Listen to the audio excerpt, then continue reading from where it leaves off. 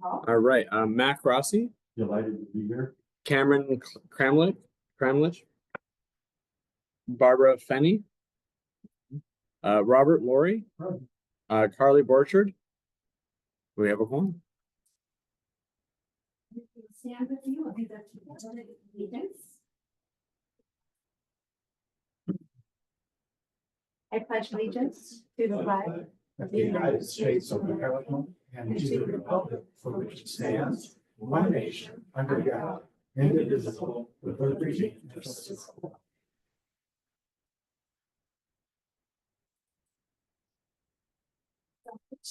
We often keep that on our agendas.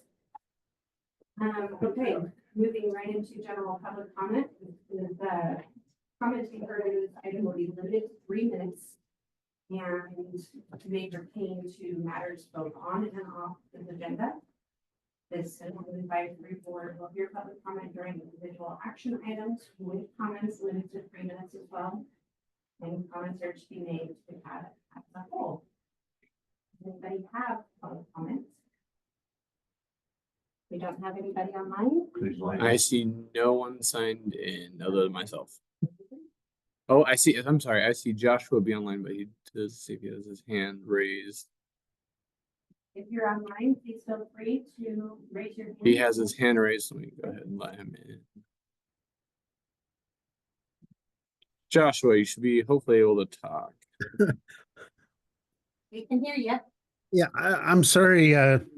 The Zoom call started with my hand raised here through the software, but I'm actually trying to unraise it. I didn't have a comment.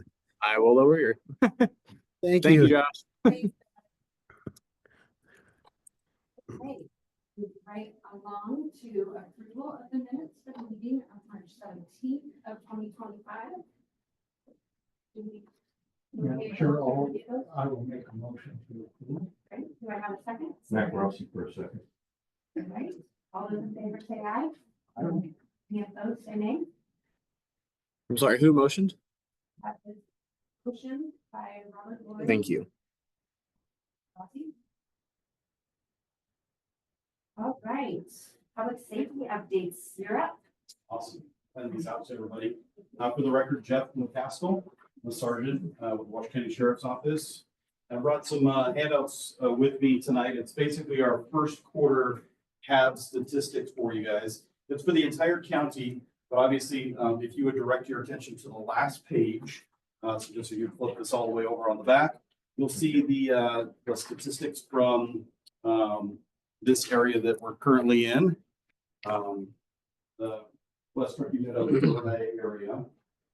So we compile these throughout the year, and the list of offenses, the categories listed at the bottom, are how we report crimes to the FBI for statistical purposes. So in a lot of these instances, their crimes are down. A lot of them are steady at not moving. And then some of them are up. Direct your attention to the DUIs. It looks like we're got a few more DUIs out in this area. So we're doing that proactive enforcement. It's one of the pillars of the sheriff to ensure that our DUIs are our community is safe. And how we do that is making sure that we take those people off the road. So that is something that we have been focusing on. And yeah, I mean, the statistics, excuse me, kind of speak for themselves. Go ahead. Yeah. If you have any questions, I'm happy to answer. Counterfeiting. Just Mac Rossi for the record. Counterfeiting, that's interesting. Yeah, I'm not exactly sure what case that dealt with, that we took a case for that. It could be something as simple as passing a bill at, you know, at Reported by the merchants or? Correct. A couple of questions. Okay. Not specific No problem. to the data here, but when we see something going down out here, meaning high police activity, we try to not get in the way and we want to stay away, but it never gets reported. So we never know what happened or what the result was, or it drives me crazy. It makes me want to be a looky-loo, but I know that's not what we're supposed to do. So I'm curious if there's a website that we can go to find out. very specifically, just the other day, there was a very high-speed chase, probably 200 miles an hour going down Highway 40. And there was a lot of cops on it. Okay. But no idea if the person was caught, if it's what happened, if that person was local or they just kind of jumped off the freeway and sped down. It would be nice to get updates on some of the crimes that we're witnessing. Sure. Unfortunately, in that instance, I'm not familiar with that. And that could have been as simple as something we weren't involved in. Right. Obviously, there's many different jurisdictions and agencies that potentially could be on the highways. For example, the Nevada State Police could have been involved in that. Something that I at least am not aware of. Okay. With that being said, in most cases, you can call the non-emergency number. Okay. And if you're curious, you can ask to speak with the sergeant, and we're happy to give you the information that we're able to give you. Unless we weren't involved, then I can't give you any information on that one. Sure. Okay. Well, thank you. Mhm. And then my second question is, we've had a couple presentations over the past year or so with these safety updates on kind of an issue within Washoe County and not specific to any area, just as a whole, for abandoned vehicles. Okay. And the reports of abandoned vehicles and just the simplistic issue of not having a place to relocate those abandoned vehicles and motorhomes specifically. I'm wondering if that's decreased, if you're still experiencing that issue. I would say in my tenure, which is nearly 20 years, that we've gotten a lot better at that. We used to, when I was first on patrol many years ago, we would come across them and be like, well, we don't know what to do with them. We'd have to get a budget involved to take care of that, to remove those, because especially the motorhomes are very specific on who will take them and who won't take them. Right. And I would say we're pretty good, in my opinion, at resolving those issues. Our front desk is primarily the individuals that deal with those, and they do a really good job. So if you have one of those, I would direct you to call our front desk 328-3001 and report it that way. And we can usually resolve those pretty quickly. And also a big factor for those is jurisdiction again. If it's out Sure. on the highway, it's a highway issue. If it's in the county, it's our issue. If it's in California, obviously it's gonna be Sierra County. So those things come into play a lot as well. But the front desk can identify. Yep. Yeah, Thank you. absolutely. Thank you. I'm Cindy for the record. I live over in Louisville. And people coming off of the freeway, here it's at 7, think that they are still on the speedway. And it's dangerous. And because you're coming under the overpass and a blind area, and then you have to kind of turn this way towards the traffic, road goes this way on 4th Street. And we're wondering, whose jurisdiction is that? That is a good question. I believe it's ours. And you're welcome to, I can look that up while when I sit down here, and see exactly whose it is. If you're having a speeding issue on there, again, you can call the front desk 328-3001, or you can call our non-emergency number, non-emergency dispatch 785 WCSO, it's 9276, and you can report any non-emergency activity that way as well. That will give us the indication to send deputies or even motor cops at that out to that area and do some enforcement. The problem is they're going so fast. You can't even take a picture of the license number, and you can't keep up with them. Okay, well, that's our job, so Yeah. we'll send some people out and take care of that. It's happening That's very our- frequently, and other people have complained about it. Okay. And it's gonna be a very serious accident. Again, if it's our jurisdiction, we'll send deputies out. If it's NSP, we have to call them and request that extra patrol in that area. Thank you. Yeah. Robert Wood. Sergeant, on the list, Yeah. under larceny and theft. Is that a combination, do you think, of residential and commercial? Just trying to determine whether there's a problem, whether there's a new problem within this given area. Residential. Really good question, and I appreciate that. Again, I don't have the exact statistics like I bring this to you, but I would have to look up the exact cases to be able to report those numbers to you.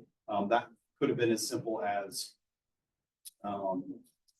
if we had, I'm trying to think of a good example. One specific case where there were multiple victims and we were drawing new case numbers for that. So that 16 could be multiple victims from, one instance, if you will. But I can definitely look into that. If there was a identifiable cause of residential given defined area, would you in any way provide any notice in regards to that or not necessarily? In many instances, we will. In fact, for example, if there was a residential burglary in an area, we have door tags we're hanging on people's doors, letting them know that there was a burglary in the area, check your property to see if there's anything missing, and then give us a call if there is. So we do a canvas in that manner. And then if there was a certain instance, we're very good at strategic policing at Washoe County. And again, in my opinion, I'm going to tell the great agency I work for that we do a great job with strategic policing. So if we find an issue that's going on in a certain area, we're going to direct our forces to that area. And we're going to increase patrol. We're going to increase our visibility in the area and look for those problems and do our best to solve those problems in that area. Thank you so much. Yes, sir. Any other questions? All right. I'll make a comment, Matt Rossi for the record. I had an opportunity, and it's open to the public, it's called a sit-along. And had an opportunity to go down to 911, which is the facility and where Park is at, Park Boulevard. And you can sign up for it. I thought I'd sign up, and I signed up for Friday night for about 4 hours, which really went fast, but it was really interesting with your dispatcher. And you were doing campus care and Walmart in that area there. And it was interesting. I really see what these people go through. They got about 9 screens they're working on. And it was well worth it. The only thing I would do now, I would go back and I'd like to get in the department where you get the calls coming in and you're actually listening to the people that are complaining before it goes over to the dispatch. But it was well done and I thank you. It was very informative. If you got nothing to do on a Friday night, I did. We also give you an opportunity to be in front of our police cars. The right here. one, yeah. We want to do that. Are you in the back seat or the front seat? Holding them would be great. You get to press the buttons.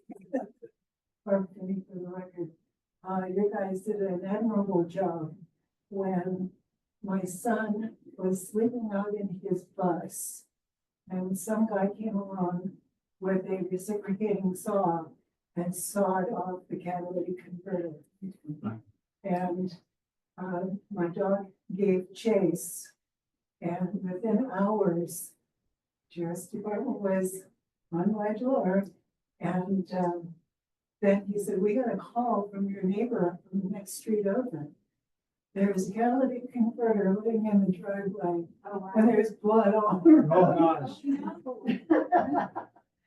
So they picked it up and they brought it over and they actually called under the bus, fed it, and said, "Yep, it's yours." And that just happened maybe 5-6 hours max. So that was just amazing. I'm curious if I can piggyback on that.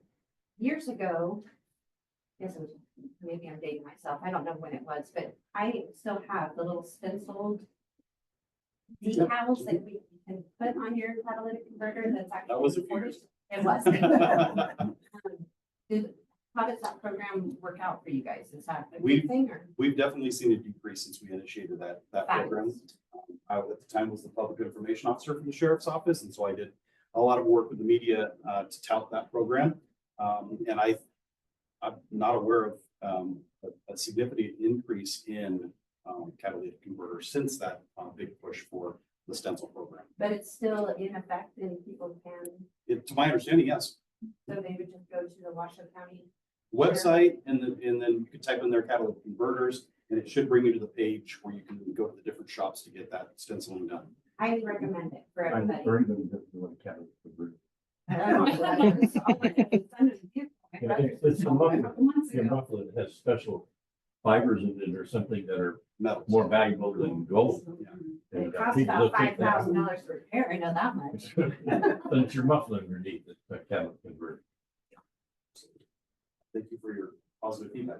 And Oh, you're very welcome. Those guys were outstanding.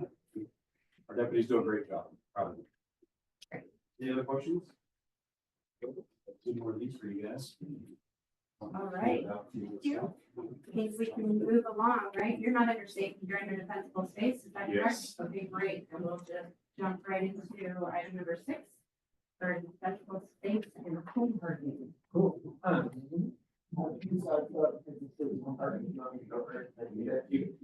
Great, Just yell at me to move the slide.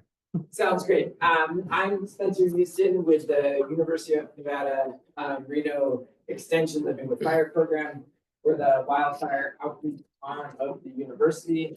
We have like maybe 10, 12 minutes of information about things you can do to prepare your wildfire, your home for wildfire, and then Brett Taylor here from Truckee Meadows Fire and Rescue will kind of follow up from some of their perspectives here. Feel free to come in and add questions. But really this is going to go through some of the things that we've learned from looking at communities where there have been wildfire. This is a photo here from the Tubbs wildfire over in California. There's a lot to be learned by going into a community after a fire happened, kind of look at what homes did burn, what didn't burn, and how can we be better prepared. And so, like some of the biggest things that we see that are contributing to home loss are this lack of defensible space. I'll talk a bit about defensible space in a little bit on this is like space where there's reduced fuel around your home. There are different recommendations, but then also fire vulnerable constructions. And so what your house is actually built about makes a really big difference. Like for example, if you have a wood shaped roof that's highly flammable, really not going to be a great solution. And then other things like, do you have a deck? What is that deck made out of? And a few other things there.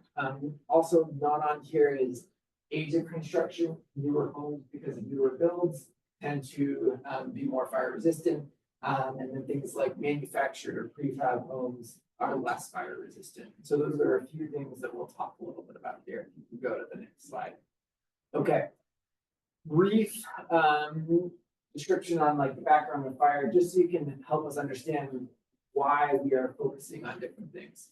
So there are 3 different ways that houses get ignited during a fire. Top left is radiant heat. So in that slide, there is a fire near but not touching that building, and just the heat kind of traveling through the air is what's heating up that building. It gets hot enough, it'll actually combust. It's taken from a video out of Tennessee. That house actually caught on fire because of the intensity of the heat nearby. Flame contact, that's where the flame burns up through the grasses, whatever's fence, and actually direct flame of the wildfire touching the house. That's what most people think of when we talk about homes burning. But what actually happens most and where we lose the most structures is on the right, that wind-blown embers. These embers are kind of small flying sparks. They get picked up and they can get blown much further in front of the fire. 1, 2, sometimes 3 miles, depending on what's burning and the conditions. These will swirl around like sparks and then land in different places. And where those embers land makes a really big difference on where you can harden your home to protect from embers. So we're going to talk a lot about how do we protect from windblown embers, because like, for example, you could have had the Gold Ranch fire was up on the hill, other side of the highway. If the wind is blowing in the right direction, you could have embers blowing across the highway, across the river. You still want to harden your home from embers, even if you maybe have some of these great fuel breaks, like the interstate and the river in between. So if you go to the next slide here. All right. So I'm going to talk about 2 things. They're both equally important, what we call this coupled approach. You need to have defensible space and you need to do your home hardening. And so you got to do both of them for things to work. protect where you live. So next slide here. All right. This is defensible space. It's kind of like 3 concentric rings around your home. And the most important one is your 0 to 5 foot zone. That's your ember resistant zone. You want this to be pretty much nothing combustible in there, whether it's plants or kind of materials like decks, wood chips, lumber, firewood. You want this area to have these flying embers blow in, have them land, and have that not catch your house on fire. And so kind of when we're making recommendations, and people say there's so much I need to do, where do I start? Start with that 0 to 5 foot zone, that first ember resistant zone, and build outward from there. Really, we don't recommend putting any plants within that 0 to 5 foot zone.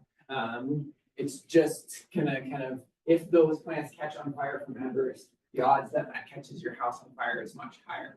If you have to put plants in that zone, low growing things like succulents, tulips are a great option because they come up, they bloom, they look nice, and by the time we tend to get more fires around here, they're kind of dead, gone, they're not leaving anything.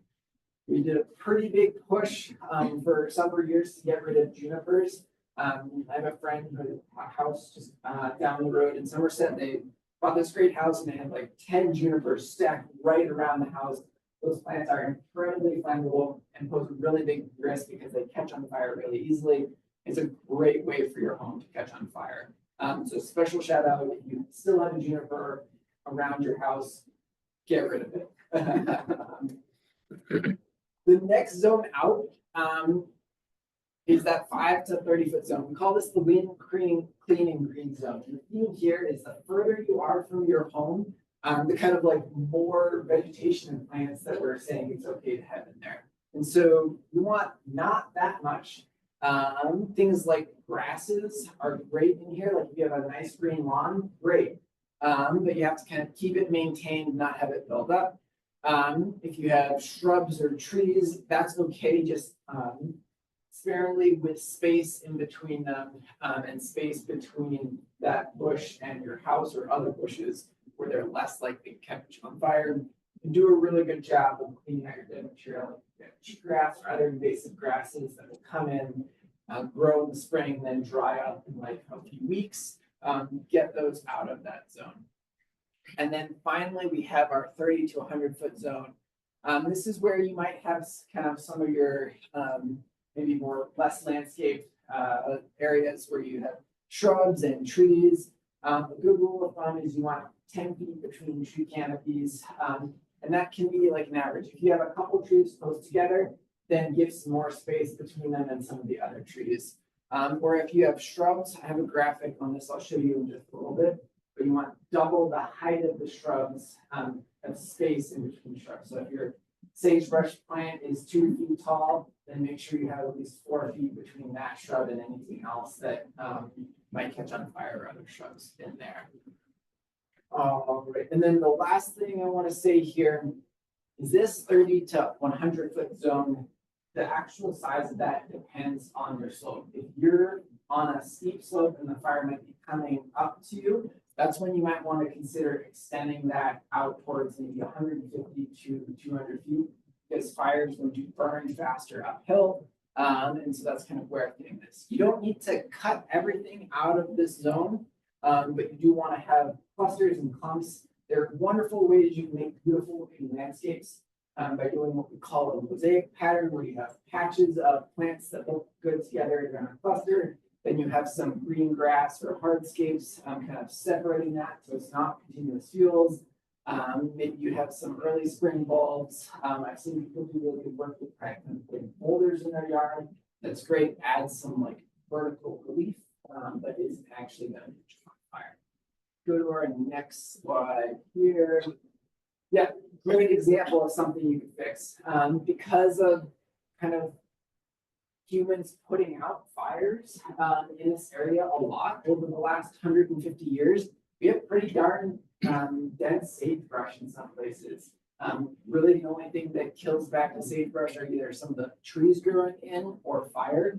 Without that kind of fire burning as it would if we weren't here, the sagebrush is thick, and so a great thing would be to come in, you don't need to take all of that sagebrush out, but take a lot of that out, so there's a lot of space in between that sagebrush. Then you also need to control your cheatgrass and angle invasive grasses, because that cheatgrass will connect the clumps of sagebrush and allow the fire to burn from one to another.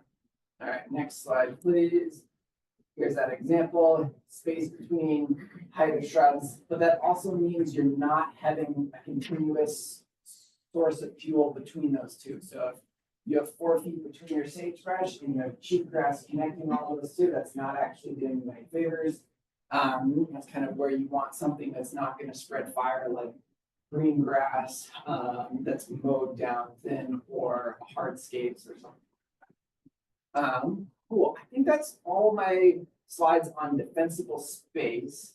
Before we start talking about the home hardening of what your home is built on, does anyone have any questions that they'd like to add about this? Yeah, please. I have one specific to this area. Yeah. Washoe County's process. I live off the lane and was sandwiched between 2 fires recently. And I actually live in a house where there's a large downward slope in the back.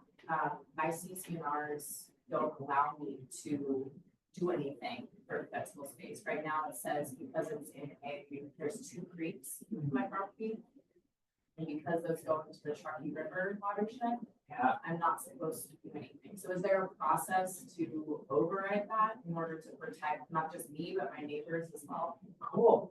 Yeah, so thank you for bringing that up. That is a question I get a ton. And like with the examples of the Davis fire, the Gold Branch fire recently with insurance issues, I've never seen like HOA nurse being more willing to change their like CCNRs than ever before because it's an issue. And so part of it is going and talking to them.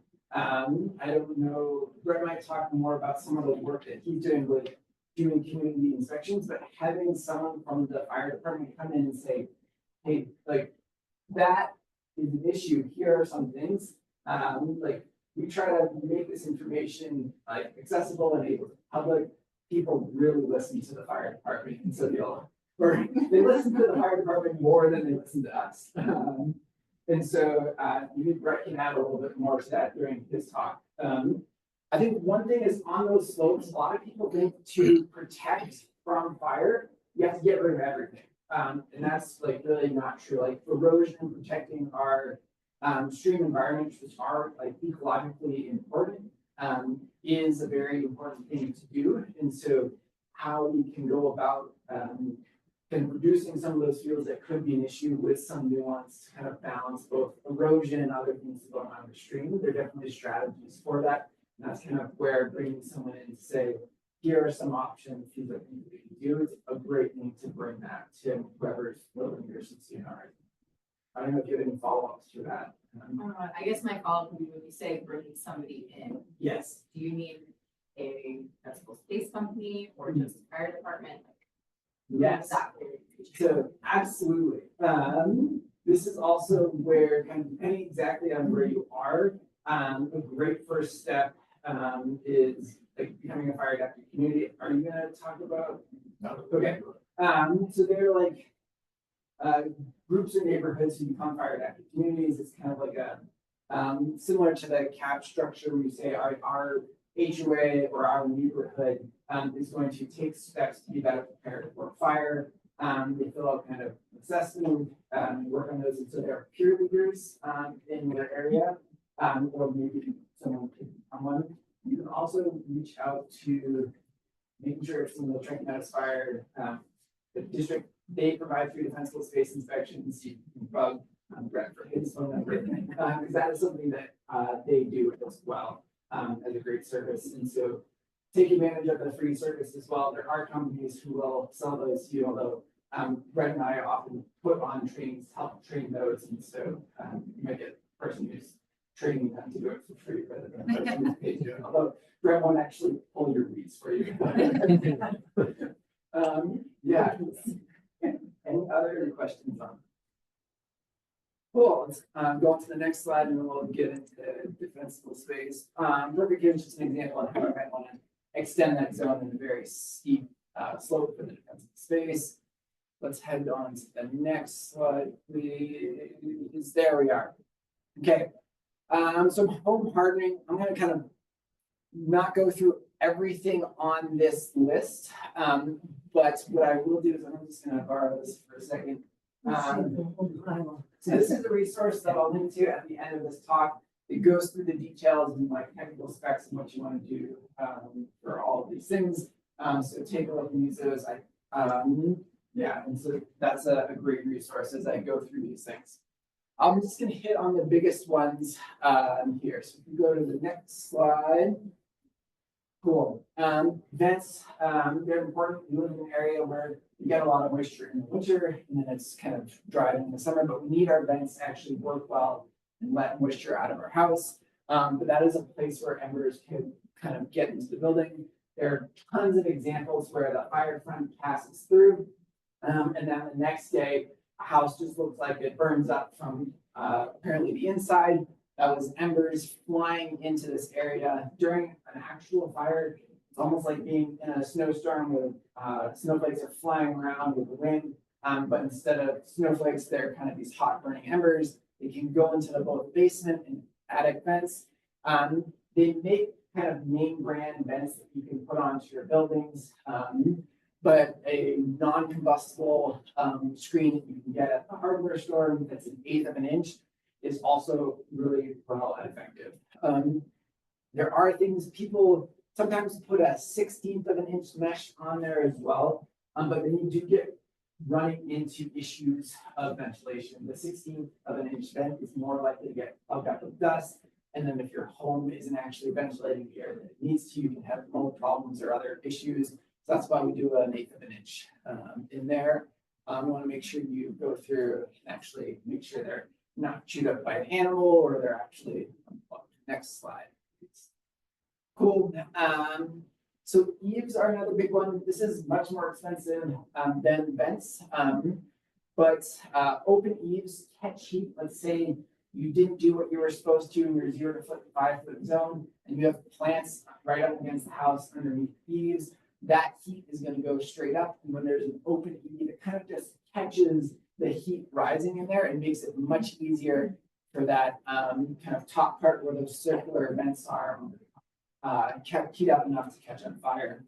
So that's where a softened eave on the right that's enclosed. It's hard to see, but it's actually at a 90-degree angle. It just kind of lets the heat escape much more easily.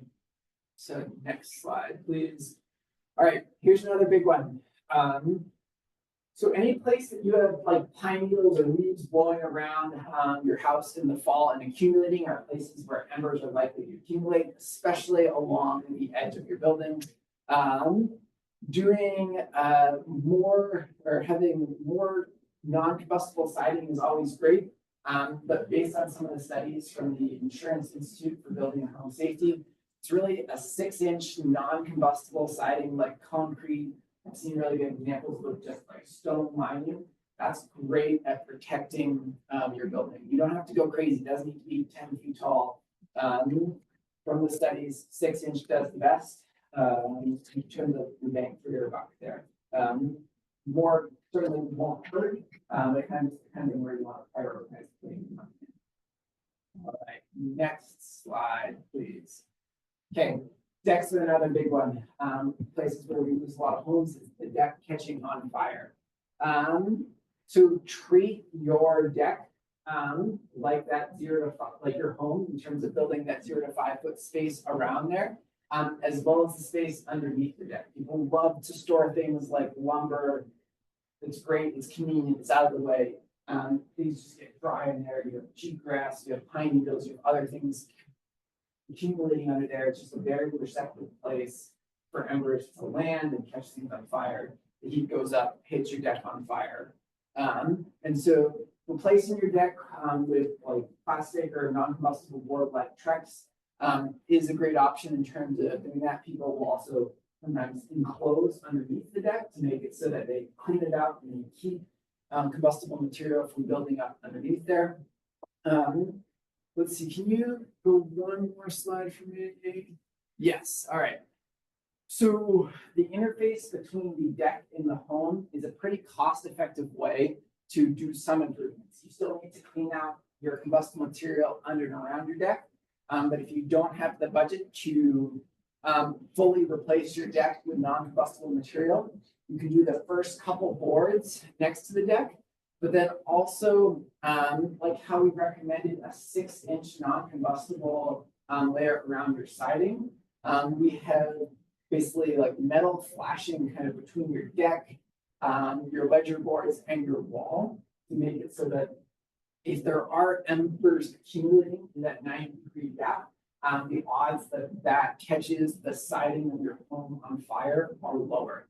I've seen examples where people just replace those first like 2 or 3 boards with non-combustible siding because they couldn't do their entire deck for that first day. And so there's some different options. That metal flashing is a great option for it being better. And I'm actually just going to walk around you and point out one thing because I don't think it's on the other side. So right here, there's another piece of metal flashing at that angle where you have a roof, maybe you have a pergola or kind of a dormer, where there's your roof and then another wall going straight up. Putting that 6 inches of metal flashing right there because tiny little embers accumulate there, then that's where things that land on the roof could catch the siding on fire. So that kind of this metal flashing right there is a pretty cost-effective way to protect that roof and those roof intersections from fire. Embers. Next slide, please. And then here are 3 of the publications. I think we have some up here.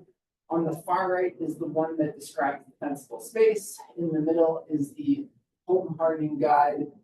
We don't actually have the choosing the right plant one here. You have to look that one online, but we do have another one that's about fire adapting communities there. The last thing I'll do is Living with Fire program is plugging a neighborhood ambassador program where we are providing free training to people in the community who are interested, who could come be peer resources to other people who said, hey, like I want to be a resource for my community of knowing these things that I share with you, or being able to go maybe walk around your neighbor's house and point out, here are a couple of things that you could do better, or kind of connecting you with resources like Truckee Meadows Fire and Rescue who can do these free defensive space inspections. There's a lot that needs to be done for this, and so trying to not have it just be Brett and myself are the only people who can share these. Kind of all of you who come to talks like that and help me share some of those. So that's on the livingwithfire.org website. Any questions on home hardening or anything else here before I turn things over to Brett? Just a comment. Yeah, Poor thing. I just had my roof redone. wonderful. First, mold, rafters, strip everything off, take it all. And I had the guys, because I have a lot of peaks in my house, they put possibly a 12-inch wide piece of flashing on every valley. Yep. And of course, I got a lot of pine trees, so they lay on the roof and now they just swoop down. Yep. And so that's going to be a big problem. Yeah, and sometimes those things with managing roofs take some time and planning. Not everyone's gonna replace the roof this year. That's a big endeavor, but when you do those big things, especially around your roofs, like take the time to put that not very expensive flashing in there at that time.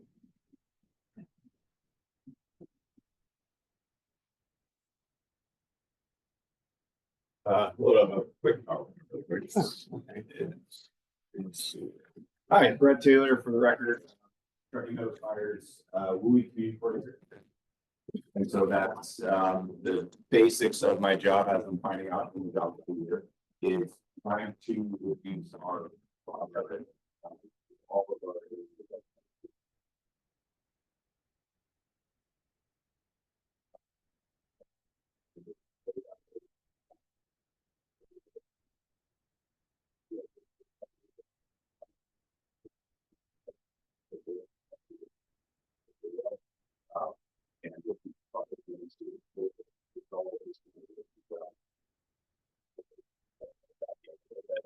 I don't want to duplicate a lot of Spencer stuff, but really what I want to talk about is fire safety and evacuations, which is something that we've just based on last year and what we had happen with the Gold Branch fire and the Davis fire, I just really want you to start really takeaways that I have from the fire department has been those two fires and really how and it's just how do we deal with that, one, the preparation piece that Spencer said, but also when it happens. And so we don't have quite the panic that we saw, especially with the Davis fire, but even with the Gold Branch fire. I just like how that mouse so way that you could Does have enough USB ports? it's just going to be one of these. So I want to put it into a framework that's kind of easy to remember. It's ready, set, go. That's a simple. You remember that the National Fire Chief set up this program to be able to start there. I want to start with education. Like living the fire is so good to connect that education piece to all of the things that would prepare you to be ready for a fire, how to get ready for it, how to get your community ready. And that's the first step is getting ready, getting your home ready, getting your maybe the community preparation, evacuation drills, all those really good things to do. Becoming a firefighter is a fantastic start. So Spencer already covered the ready part, so I'm going to kind of skip through that. But getting set and go, really, when it comes to smoke in the air and now evacuations happen, and we see that as the biggest. There's a lot more preparation to be done on individual homeowners, individual property owners that can get ready, so it's not such a panic. We don't want to see people starting their defensible space when the fire's on the hill.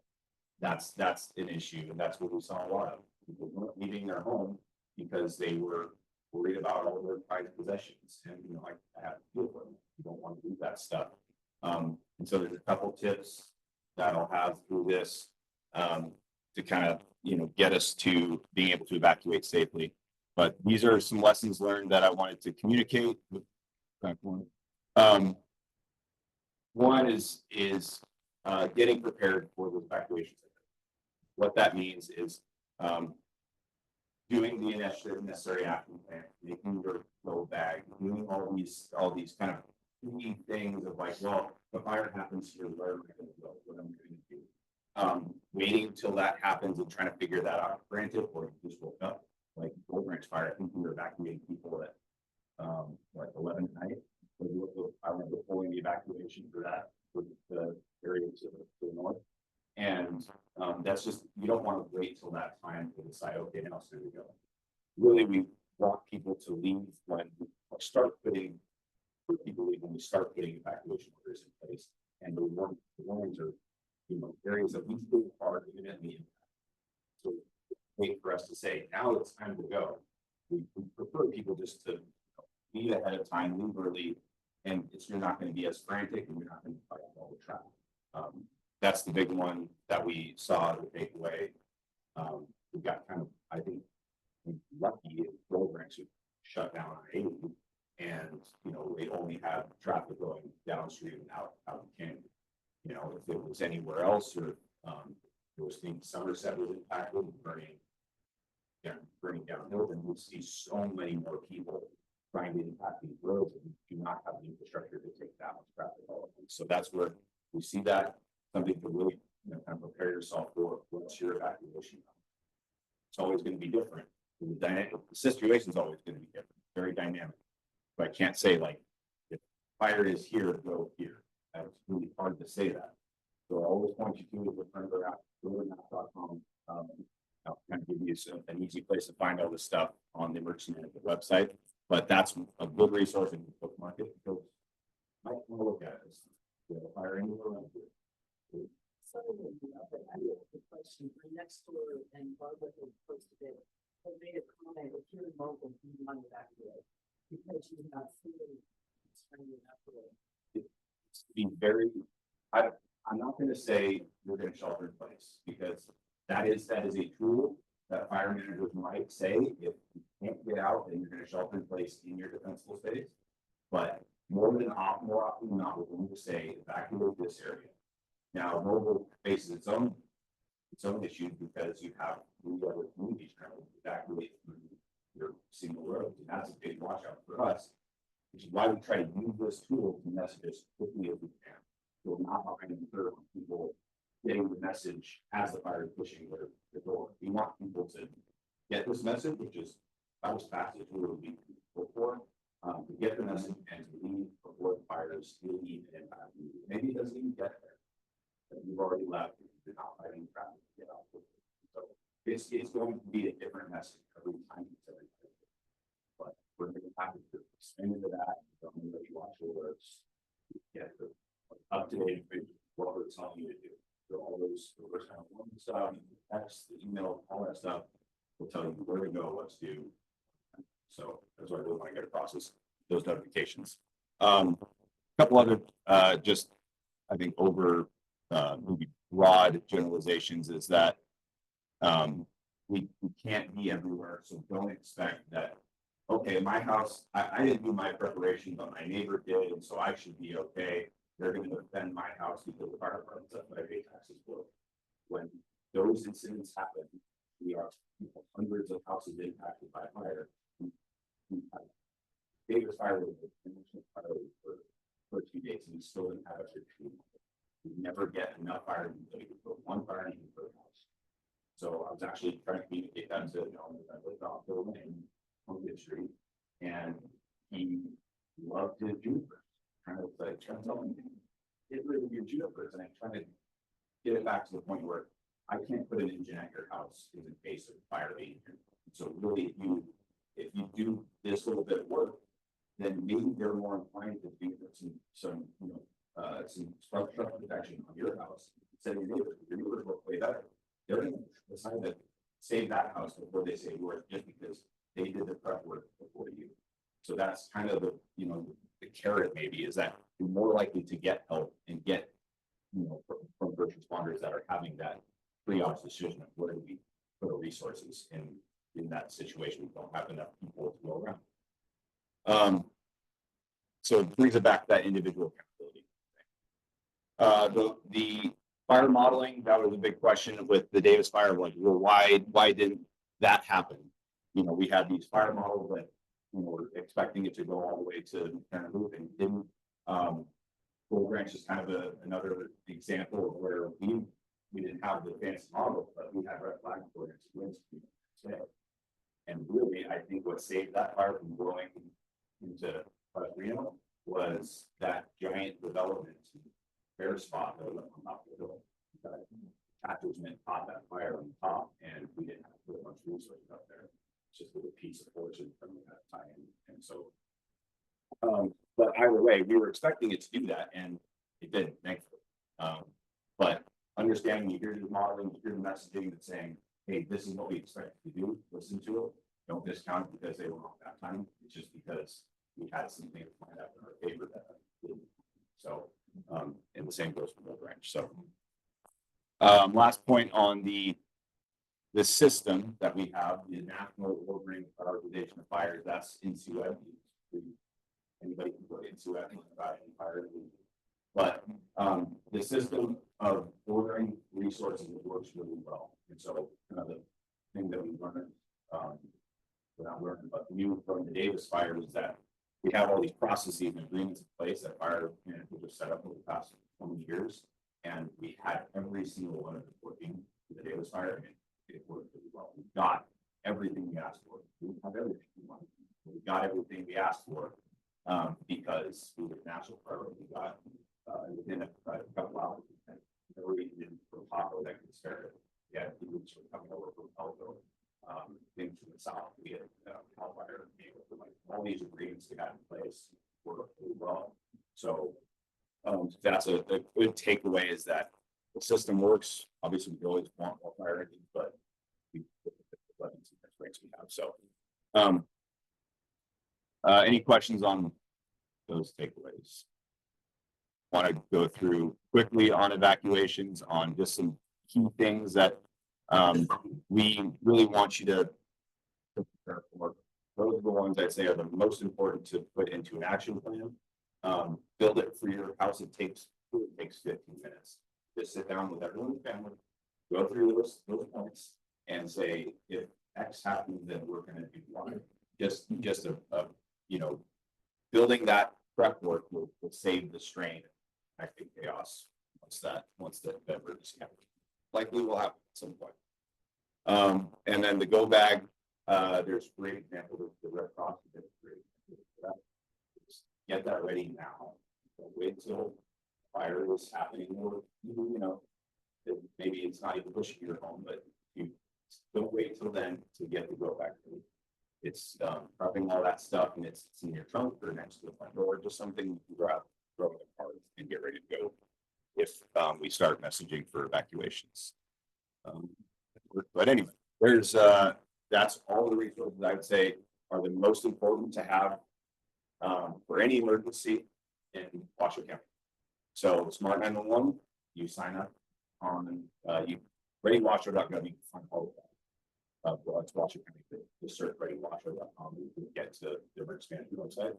But you can get signed up with 911. They have a printer application, like they have to view in there, but it all is piloted in there. But Smart 911 communicates any particulars of your household. If you have any issues like functional needs, or you're on medication or anything like that, get that into Smart 911. It used to be co-red. It's now Smart 911, and after September, you don't be in the system anymore if you look for red. You Smart 911 instead. And then Community Connect is Truckee, Meadows, I think they talk, but it's all the same implementation. That's Smart 911, but basically it's through our first due app, and so if fire them to go up to your house, you can see all particular in the community. So it's all, I think, 5 minutes. I did it at my house in March. You do that one. I just wanted to. So, but anyway, so just log those and commit them to memory, and or put them in your bookmarks now. Here's a couple more things I want to just like the dues of evacuating. And so we've listened to our action plan. We've made all the preparations, followed all the notifications from emergency management. If it says anything particular, saying shelter in place or take this road or the evacuation shelters here, all of that is being messaged through the instant management console. The perimeter is our communication with the emergency management. They do all the messaging, and they can handle all that stuff in the office up on the hill. But we're on the ground saying this area needs to evacuate. We want to go down this road, and I'm literally drawing the evacuation route on the fly within the first 5 minutes. So that's how quick that tool is. So follow those directions. Emergency management has post up to date stuff. Watch out for first responders, especially with smoky at night. Flashing lights are on, but so a lot of times you get hit. If you happen to need help, call 911, and then again, really wait till they give the all clear to come back in, and after the fire is over, because there's still a lot of hazards that you once after the fire blows through. That's just a good rule. That's what firefighters have to learn. So you guys can learn it now too. These are some things not to do. Please do not do these things. We just have a lot of issues when we have a lot of helicopters. And we want to go see fire, and we want to, check it out. But try to avoid starting new fires. All those different things. Definitely don't fly a drone, because that shuts down all aircraft operations. That's a really big one. That's the federal campaign to make it so we cannot do that. So one more kind of question before I go to that. How did HOAs go? That's a little different. We evacuated from the one that was up on the border. And the first question is, what is more for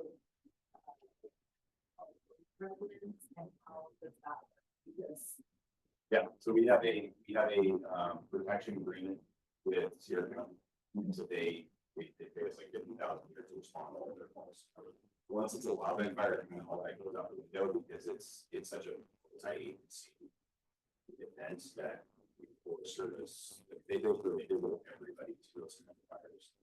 There's no. And then the second question, I know things happen really quickly with that one, due to our issues, but in the process, my house and a couple of my neighbors didn't get enough. And so how the ribbons, I tried to kind of look up what those meant, just to know, is the community allowed to know, because I just was curious if my ribbon was different. What those mean. You could probably, I do this at the day start and then it seems forgotten because it's just search and rescues. Yeah, it's the green means you're left ready for staying or. But it's just, it's the search and rescue teams that go through their own, check every home. I'll say that they started with about 6,000 or something pretty. But that's just all it is. And then it all goes to that. It's just that this comes back with so we don't know their state. That's all. So we signed up for all those alerts, so if we have people like today, we'll get something people can alert. And but then for people who leave or everyone starts going at the same time and you can't get out, that piece about sheltering in place, what does that even mean? Like, will you guys say that? Will you give an alert that says you can't get out, shelter in place? So, well, that's the thing is I cannot think of a situation, especially in our corridor, where I would say, especially since we have these areas that do not have defensive space, the majority of those, I would say, is not very defensible. So they're not going to say you need to stay in your home because you can't get out. We're going to, if we have limited impact to a community, the first priority is to get everybody out of there. So we're not fighting people to get access to homes and start infecting. Because that's where, like, the days are the first 2 hours. We were just evacuating, but we weren't fighting fire because we're trying to get people out of the way. That's those kinds of fires that first priority is to evacuation property. So that's where the situation that we would shelter in place. I mean, possibly there's like a one of those items out of as a car wreck or something. If you can't get on the freeway, then it's like, okay, we're gonna find a different, evacuation point that has defensibility that we can protect, which is such a scenario. Like, get people to the development plan. That's what I want you to say. That's not going to be impacted heavily by fire. That was, as I said, people staying and watching the fire go over. So. Yeah. so we don't need to plan for like crawling in our basement. That's what we saw with stuff. They were roles kind of looks like that where it was house and house division. It wasn't vegetation at that point. So once you get those configuration fire going, the last place we want is in your home. Down there, the story so they could have moved almost without. So it's not good. Scare us the most, especially if we're doing fires and seasons area. Those are ones that one of those kind of education pieces is follow the weather, especially through the summer and the really fall when we have programs passages. Pay attention to those really pay attention when it's those windy days. And we haven't got a lot of moisture yet because those are the ones that scare us, and you should be more on extra high alert to evacuate quicker than they're doing that.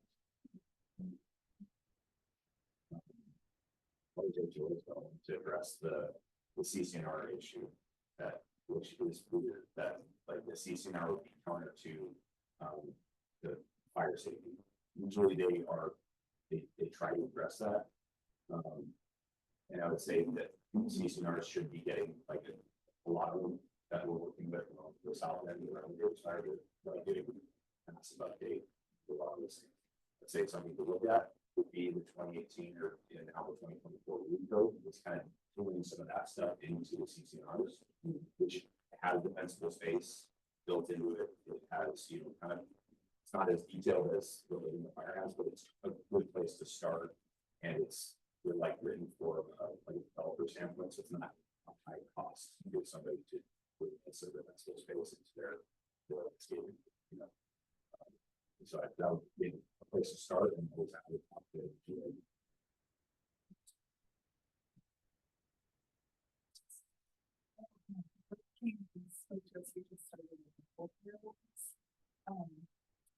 Community, and so we're very new and have this super basic website, so don't judge me, but a version of this presentation is you can just go to mobilefirefights.org and there's this really brief paragraph and news and events is highlighted.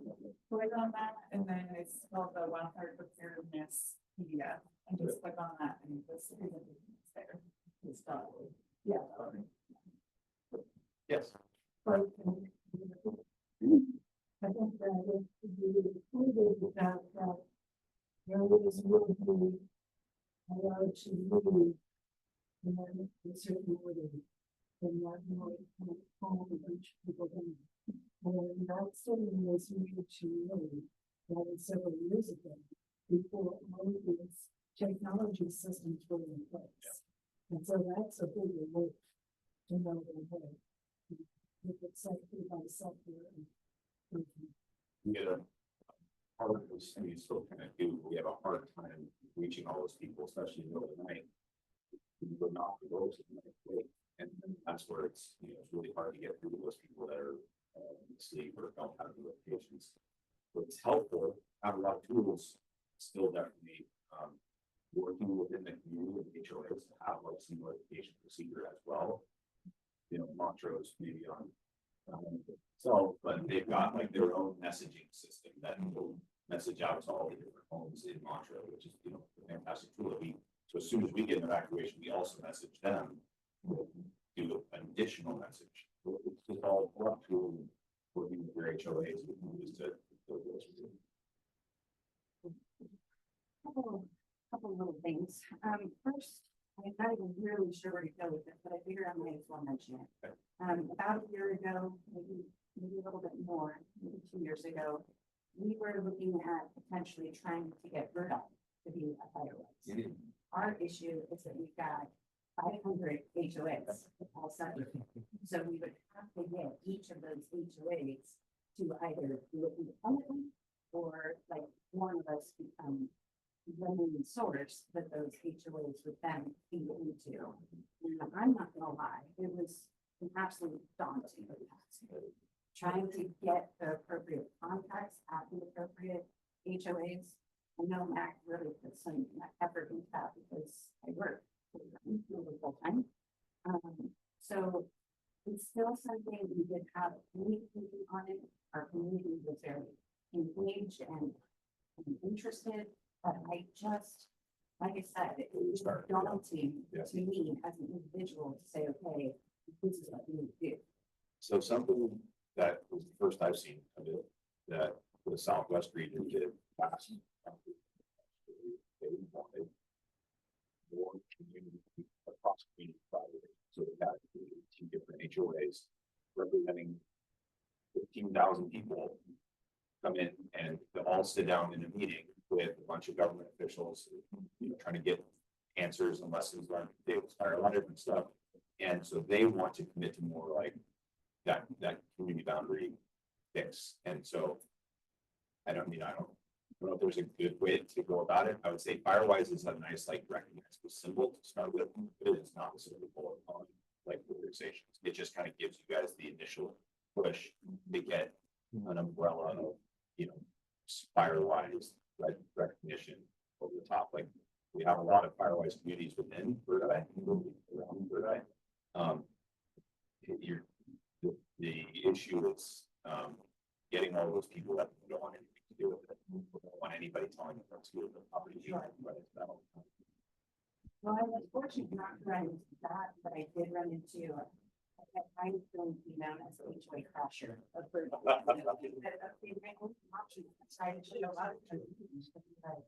I get a contact. Just a suggestion, I don't know if it work out, if you don't have any HOAs, I wonder if like each one would be willing to pitch in with a little bit of money to hire like a part-time student or a student coordinator or something to keep all. My biggest challenge is contact. I couldn't get the first 5 HOAs I contacted, I could not get anybody to respond to other residents. So, like I said, my only option was to just appear at their meetings. And 2 of those that I went to didn't even occur. So, It's rarely even the HOA board members that are the people that are doing this kind of thing. A lot of times it's just like rock within the community that you find the person that's most passionate about rules management. And sometimes that person rubs you the wrong way, but they're the best people for getting the message out to their community. And so I think finding those individuals in those HOAs, I think is where you start, is that you can get the rallying effort to yeah, get into the well, HOA maybe boards. I'll put another. But it was overwhelming at first. McRocky, for the record. What we consider a single liner that we can introduce to a lot of HOAs have new products. And most of the people don't read them anyway.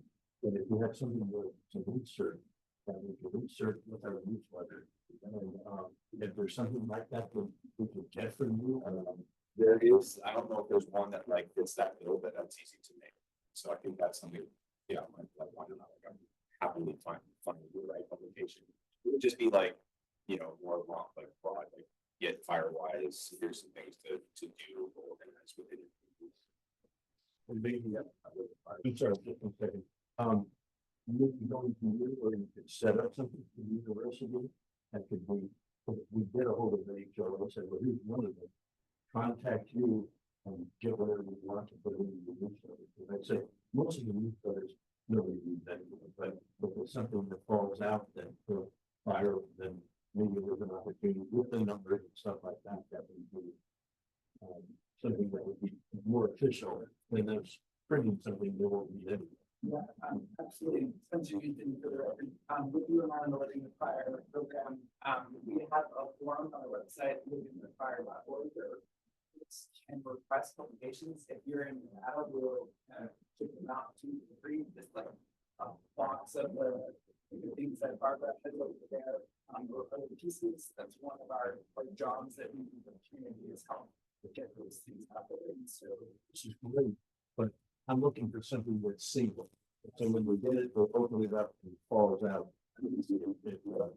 any of those graphics is kind of just picking the ones that message that you think makes sense to your community. Okay. And so kind of like fire webinar that right kind of like one stop. I'll put the page out of that.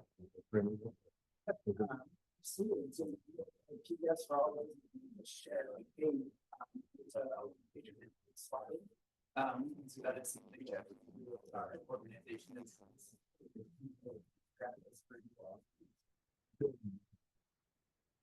And say, sitting here thinking about this, I have a one page or 2 for my neighbors, I think it's just gonna be those 4 links that you sent out, sign up, summer's coming, sign up for these.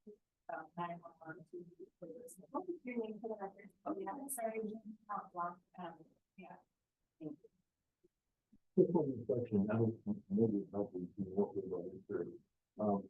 How close do you work to the US Forest Park? And we're gonna ask this is the property adjacent to the US Forest Park. And I had a great notice just 2 weeks ago that they canceled my insurance and they're claiming they're gonna hit more people with it, but all the neighbors, there's 10 houses that are adjacent to it. I seem to be the only one that is on it right now, but, we got motorcycles and we can't get the US Forest Department, we just don't have the time or the funds to fight these, and these guys have now made a track back there. I know that most of the motorcycles are new, they have some spark arrest around or something like that, but they're posted not to even be in that, it's a revegetated area, and it's quite a few acres and, Yeah, I think, just call the Forest Service main office. Yeah, We talk to them a lot. I mean, they work with them on all kinds of. yeah, I go down to Carson City and make contact out there, but, they just don't have the facility now, I guess, as we're making America greater, they had and less money to work on. But I'm just curious whether, because you look out my yard and all I see is 2 bushes and a rabbit, and you know, it's like, and they canceled me. Yeah, I don't know what to tell you about that. It's like, I mean, if you see anybody that shouldn't be back there, just, I mean, all the guys with badges. They just, I've gone through all that. I mean, I've actually gone out myself, and I had one guy pull a gun on me, and that was enough for me. I didn't go any more of that. You know, sheriff's departments don't have off-road vehicles to go out there and do that, and either does the police department. Okay, thank you. I think We have Truckee Meadow Fire online also. I didn't see them during the public safety. They want to speak. Yeah, I can see. Let me go ahead and unmute.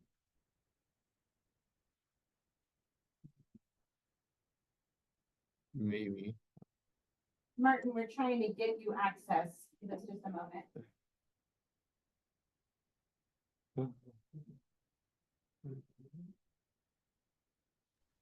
All right, is that working now? Now it is. Yes.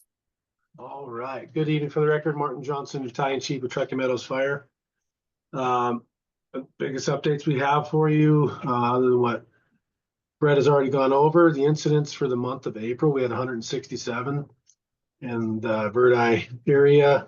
We had 1 fire, 18 EMS calls, a couple MVAs, a couple calls for hazardous materials, several good intent calls and some false alarms.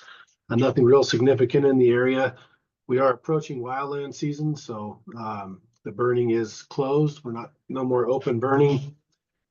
We did just hire a new chief. He'll be starting sometime towards the end of July. We're pretty excited about that.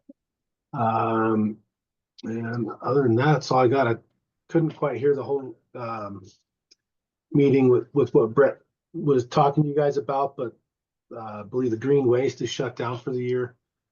We'll reevaluate that in the fall, and burning won't be open again until the fall. Anybody have any questions?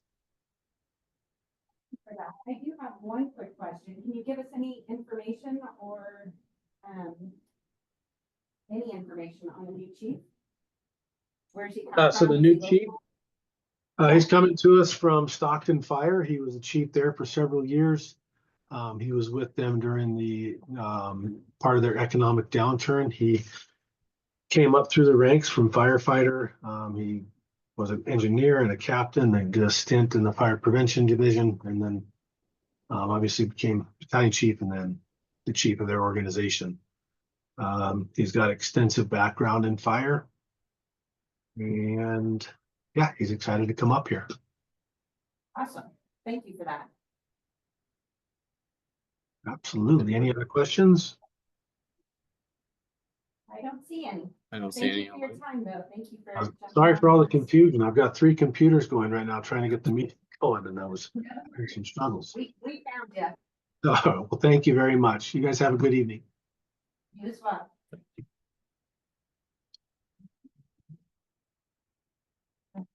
James Navarro does not want to speak. I think that was just they're using his computer for Yeah. that. Yes. There's It no looked like. confusion about it. 2 more real quick questions for you, if I could. And I'm just gonna piggyback on your little comment. You've got 2 bushes and a rabbit. I've got a fire hydrant in my driveway, one of the only ones in Verdi, and it can't me. So, no rhyme or reason there. The alerts, is there a reason that you guys did away with the code red? Was it not working to your satisfaction, or?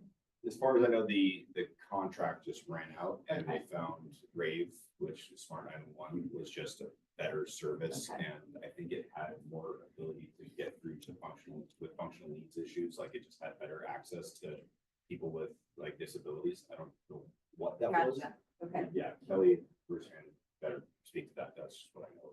yeah, I wouldn't mind maybe having Kelly come back now that it's been a hot minute since we've addressed this, but I think that's really, really important to me, just because I have multiple family members here in town. Yep. And a couple of us will get alerts and a couple will not. And we're spending all of our time trying to figure out, why didn't she get alerted and I did? Is it because she's on that side of the highway and she's on that side of the tracks? If you, when you signed up with the smart 911, you're putting in your address, your phone number, your email.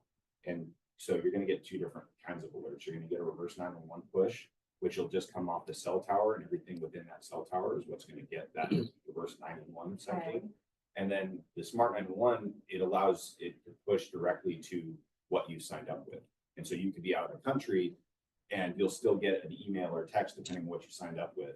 And so you'll get that push for something, a threatening property. Your address will be located within that evac zone. And so that's what's nice about the smart 911 is it doesn't need reverse 911 to work. And so that might be why is like they're just not within the perimeter of perimeter. And or they might not have had that been within the cell tower range. So Interesting. We were wondering if it was cell phone service. It could be. Verizon, I'm AT&T, we just didn't know. A lot of time emergency alerts don't need the data connection, they'll just push. But that's, you know, a lot of times like Davis Fire was cell towers running out of juice. And so a lot of those alerts weren't happening and just things get jammed up and that's what happens. So that's why being one of the first to find out about it with all the saved links, you know, and then being more aware of what's going on, like that's definitely will help when things get jammed up. Those were my questions. Thank you so much. Thank you. Thank you both for being here. I think that's Meadows. Right. You're up. You go through the development hub. Yeah, see, I took a look at it earlier. I didn't see any upcoming projects that would be in this general area. There are some for District 1, but they're mostly in the Incline Village Tahoe area plan relevant. However, if you need help getting to this, you can always get to this. If you go to the Board of County Commissioner webpage and scroll down, you can always go ahead and click on where is it again? The Neighborhood Meeting Hub, and that will take you to the page I was just on. I can find it there. And then you can click on Washoe County applications, and that's how you can see anything that's already passed into the next phase. And for this one, if you guys are District 1, so you can go there and you can see any current ongoing applications for development, and you can always control find a specific one and see when the next meeting is, whatnot there. Other than that, I'm sure Alex has gone through the community input portals with you guys, but just a quick run through. And on the agendas, there's a little QR code you can scan or get it tattooed on you if you need. You can go in. And what we're really trying to do with this is just get more ways for people who can't attend CAB meetings. And they're not even necessarily designed to be specific to CAB meetings. So for example, we do have like Hidden Valley, which doesn't have an advisory board there. And you can just answer some simple questions. Myself, personally, I take those every Monday. I look at each area and see what kind of input we're getting. And then we take those back either to the commissioner of that area or just our team. And then I might take those to Carly Yu and be like, hey, Verdi's commenting a lot about this thing.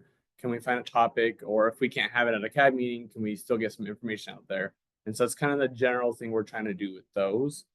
I have not been receiving any from this area. So if you ever just please let people know, we really do want to try and get much more feedback into the community. We really do look at those. So. Good. I find it interesting that South Truckee Meadows, Washoe, uses Verdi as their picture. Is that so? I'll let Alex know.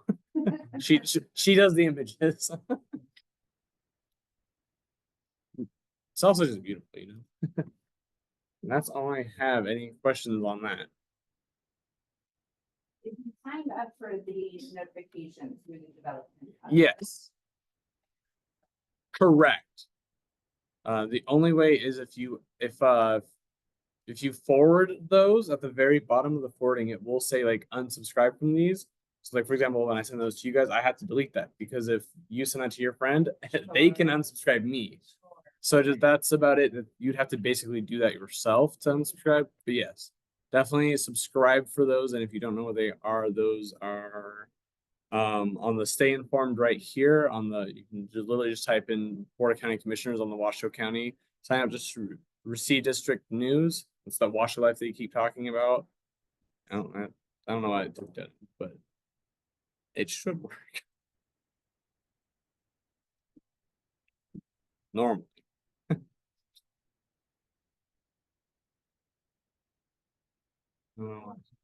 I don't know. It's not working right now, but normally we'll do that and have a list of every newsletter for if you want to know what's happening in South Valleys and Verdi, Gerlach, whatever, you can have it all.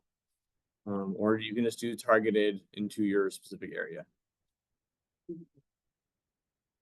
And then I will also talk to Kelly at Verdi and see if we can get them back out here. So I'll send you an email with a follow-up of like all the specifics you're looking to get information on, because she loves doing presentations. I know, she's great. That'd be great.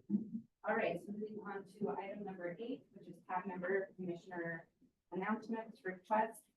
Do we have anything from our commissioner? I have heard nothing from the commissioner, and I know she's not online. So. Okay.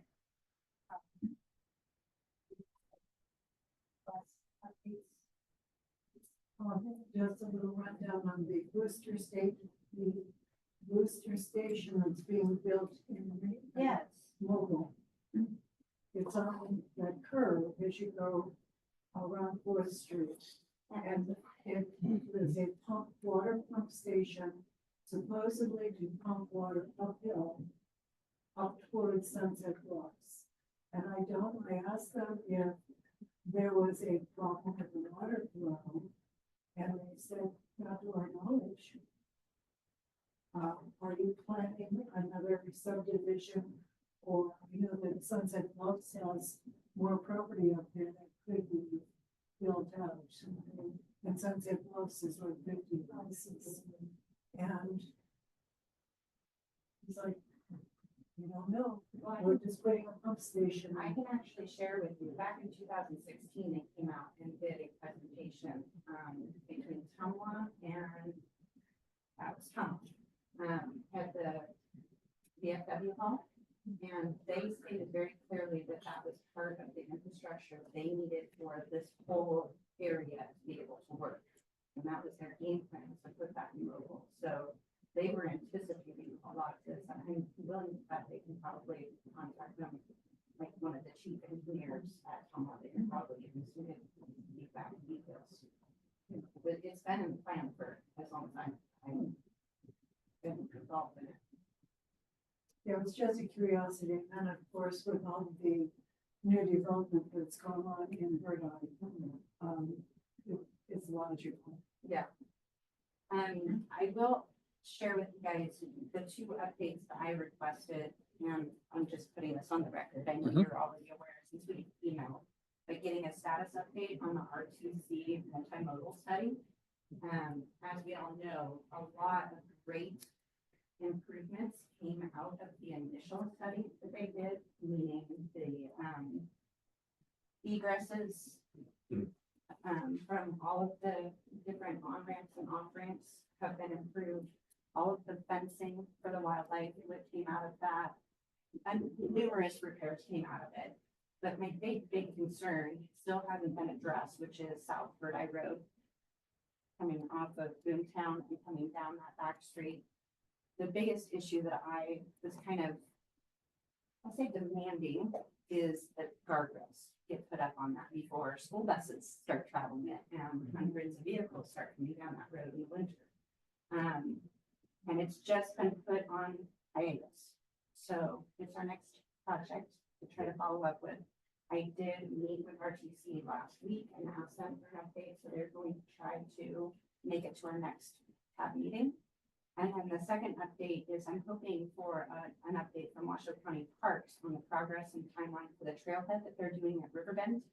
They're putting in, the parking lot has now been put in. Hideous, but it's there. And they're doing walking trails, bridges, connectivity, which should be really exciting. So I'm kind of hoping to get some kind of feedback or update on them. And those were my 2 things. Do they have a timeline set up for these trails and the? That's what I'm seeking out. Okay, That's my request. because I know that there were 2 that were supposed to go in on either end of Mobile. Yes. And they haven't started that. My knowledge. Let's ask about that. I can't, so Larry, what's the name of that? I'll look it up. I've got information. I was contacting NDOT and they haven't done anything yet, but when you come off of the highway in front of Gold Ranch and where they have the fences and they have that, those railroad tires like for the animals not to get over. During the cold weather, if you're coming a little clipping along and you hit it during the cold weather, you'll find half of your car over there by Gold Ranch and the other part where you were going back towards downtown Verdi. So they were gonna put some welding on it, just some spot welding that your tires would catch a little bit, just in case. I haven't seen it yet, so I guess it's gonna have to wait till somebody slides in or something. But I've been trying, so that was just a small one. Also, if you have any neighbors, I know it's a little far away, 9th Street down where, the new senior center. It's really phenomenal. They've done a lot of updating on it. It looks great. Lots of activities down there. If you have any neighbors that are in the area that are seniors that really don't have a lot to do, they can still drive or get RTC on this the new bus system. Give it a try. It's worth it. And I did contact, I believe it was the engineering department, because of the danger at 4th Street and Silver Range Road, right by the west overpass. There is like a 25 or 30-foot drop off, and it was not marked. And one person drove into it, front end down, and it was very, very serious for many years. And so they did have an extension put in.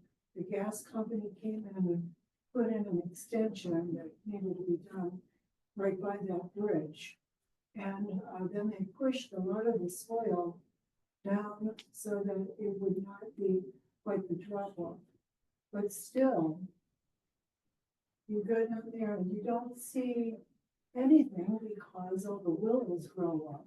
And it looks like it's all ground level and just fine, and not a 25-foot drop off.